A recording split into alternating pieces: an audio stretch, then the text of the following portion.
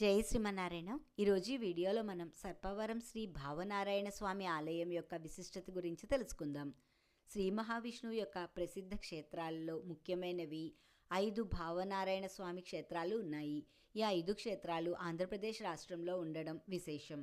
ఈ 5 క్షేత్రాల్లో మొదటిది సర్పవరం శ్రీ పాతాళ భావనారాయణ క్షేత్రం. ఈ క్షేత్రం కాకినాడ జిల్లాలో సర్పవరం అనే ప్రాంతంలో సముద్ర తీరంలో కలదు. ఈ ఆలయం అతి పురాతనమైంది. ఈ క్షేత్రంలో భావనారాయణ స్వామి 3 రూపాల్లో 3 ఆలయాల్లో దర్శనమిస్తారు. మొదట గర్భాలయంలో భావనారాయణ స్వామి గరుత్మంతునిపై దర్శనమిస్తారు. ఇక్కడ స్వామి నారదుడి కోరిక మేర స్వయంగా వెలిశారని పురాణాల ద్వారా తెలుస్తోంది. మరో పక్కన నారద మహర్షి ప్రతిష్ఠించిన రాజ్యలక్ష్మి సమేత భావనారాయణ స్వామి దర్శనమిస్తారు. ఇంకొక పక్కన సర్పరాజు అయిన అనంతుడు ప్రతిష్ఠించిన భావనారాయణ స్వామి దర్శనమిస్తారు.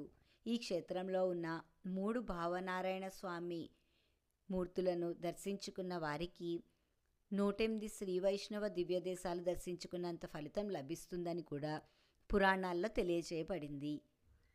ఈ క్షేత్రంలో స్వామిని దర్శించుకున్న వారికి మనసులో ఉన్న కోరికలు కూడా తీరుతాయని పురాణాల ద్వారా తెలుస్తోంది.